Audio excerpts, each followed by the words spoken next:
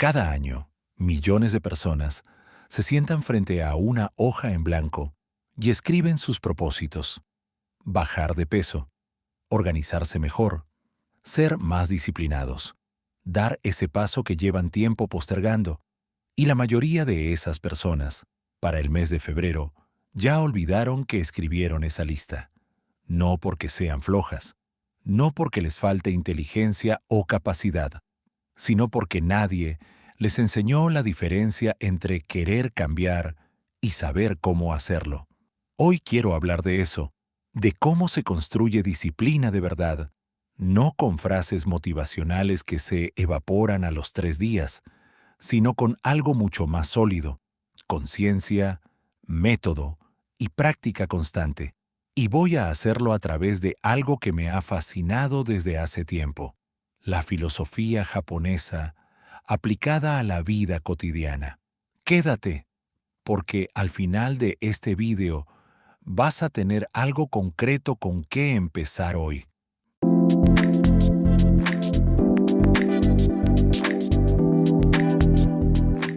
Hay algo que casi todos hacemos mal cuando queremos cambiar un hábito, y es que vamos directamente al método.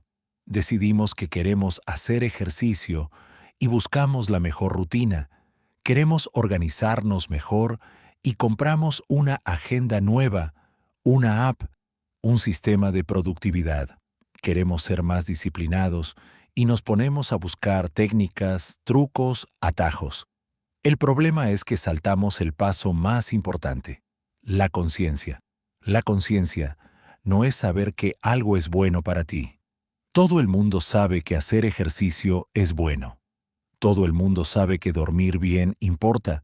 Todo el mundo sabe que debería ser más puntual o más ordenado.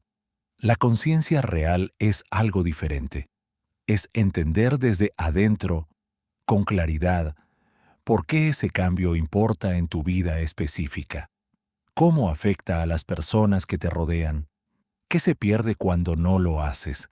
Sin esa conciencia sólida, el método más brillante del mundo no va a funcionar. Porque en el primer momento de dificultad, en la primera semana que se complica, lo abandonas, no por debilidad, sino porque no tenías un porqué lo suficientemente poderoso que te sostuviera. Los japoneses lo saben muy bien, y por eso, antes de enseñar cualquier técnica, cualquier herramienta, se preguntan: ¿realmente entendemos por qué esto importa? Hay una pregunta que me resulta muy interesante: ¿por qué Japón es uno de los países más disciplinados del mundo? La respuesta no tiene que ver con que los japoneses sean genéticamente diferentes. Tiene que ver con su entorno, con su historia, con las adversidades que moldean una cultura durante generaciones. Japón es una isla con 4 estaciones muy marcadas, con casi 900 sismos al año, con tsunamis, tifones, nevadas intensas.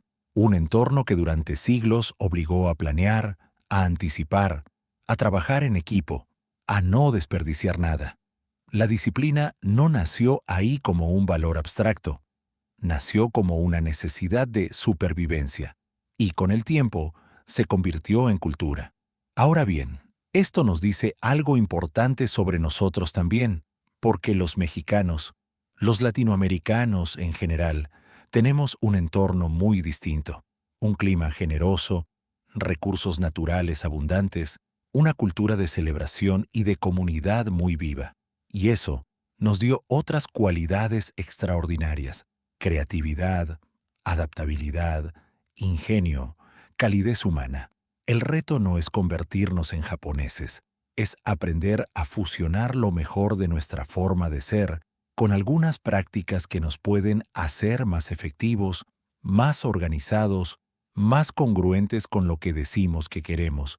Y la buena noticia es que esa fusión, cuando sucede, produce algo realmente poderoso. Si tuvieras que empezar por un solo valor para construir disciplina, ¿cuál elegirías? Yo elegiría la puntualidad, y hay una razón muy concreta para eso. La puntualidad es el único valor que es completamente medible. No puedes engañar a un reloj. O llegaste a tiempo o no llegaste. No hay zona gris. No hay interpretación. Es blanco o negro. Y esa claridad es exactamente lo que necesitas cuando estás tratando de construir un nuevo hábito. Pero la puntualidad va mucho más allá de llegar a tiempo a las reuniones. Ser puntual implica planear, implica respetar el tiempo del otro, implica ser congruente entre lo que dices y lo que haces, implica asumir responsabilidad. En Japón existe una regla no escrita. Llegar 10 minutos antes de la hora acordada es llegar a tiempo. Llegar justo a la hora es llegar tarde. Y llegar un segundo después de la hora es inaceptable.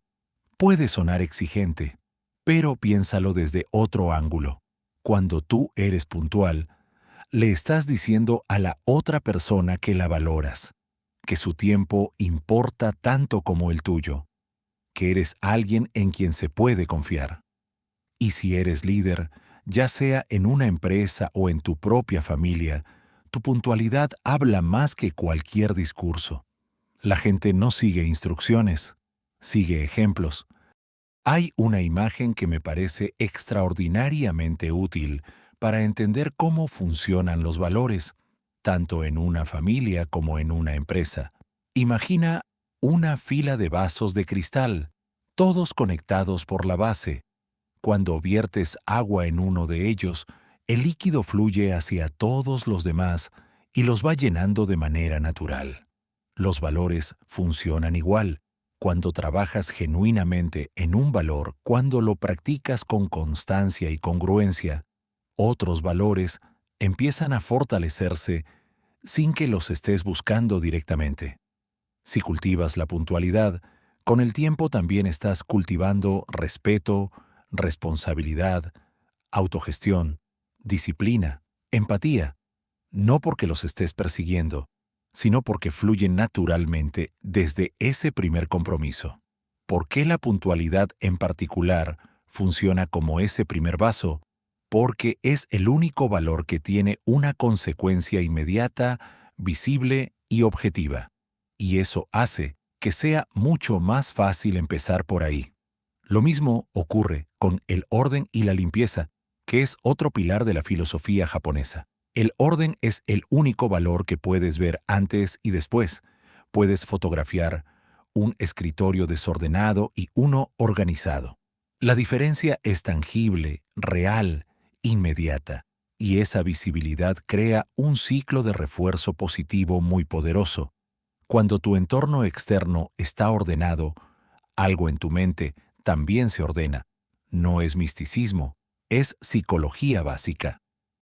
Entonces, ¿cómo se hace un cambio que dure, no un mes, no hasta que baje la motivación inicial, sino un cambio que se instale como parte de quién eres? La respuesta tiene 3 fases que no se pueden saltarse. Primera fase, conciencia. Antes de elegir qué cambiar, necesitas entender profundamente por qué. No la razón superficial, sino la razón de fondo. No quiero ser más puntual porque es lo correcto, sino quiero ser más puntual porque le estoy enseñando a mis hijos que el tiempo de los demás no importa, y eso no es quien yo quiero ser. Cuando la conciencia tiene ese nivel de claridad y de carga emocional, se vuelve mucho más difícil de ignorar en los momentos difíciles. Segunda fase, método. Una vez que tienes la conciencia, necesitas un método concreto y simple. No complicado, no perfecto, simple y ejecutable. Para la puntualidad, el método es básico. Calcula cuánto tiempo necesitas para llegar a algún lugar, suma un margen adicional para imprevistos y programa una alarma que te dé ese tiempo. No es complejo, pero requiere el hábito de hacerlo. Para el orden, existe una metodología que viene de Japón y que Toyota popularizó en sus fábricas. Las 5S. Seleccionar lo que necesitas de lo que no. organizar lo que sí necesitas de manera que sea fácil de encontrar, de tomar y de devolver. Limpiar no solo para que brille, sino para auditar que todo funciona bien. Estandarizar ese proceso y darle seguimiento para que se mantenga. No lo compliques. Elige un método. Apréndetelo. Aplícalo. Tercera, práctica. Esta es la que separa a los que cambian de los que no. La práctica repetida, constante, incluso cuando no tienes ganas. Hay una imagen que me gusta mucho para esto. La bicicleta. Las primeras pedaleadas cuestan trabajo. El esfuerzo parece desproporcionado al avance, pero si sigues pedaleando, la bicicleta ganas velocidad y mantenerla en movimiento se vuelve cada vez más natural. Si te caes, el problema no es haberte caído. El problema es que volver a subir y empezar a pedalear de nuevo siempre cuesta el doble. Por eso vale tanto no parar. La práctica sostenida durante 21 días seguidos, según muchos estudios de comportamiento, comienza a instalar el hábito. No lo fija para siempre, pero ya forma parte de tu rutina. Hay una palabra en japonés que me parece una de las más poderosas que existen para la vida real. Kiki. Kiki significa crisis y está formada por dos caracteres. El primero significa peligro. El segundo significa oportunidad. Para los japoneses, una crisis no es solo algo que superar, es un momento en el que, por la presión del peligro, tu mente trabaja diferente. Reflexionas con más profundidad, buscas soluciones que normalmente no buscarías. Te mueves a territorios que en tiempos cómodos nunca habrías explorado.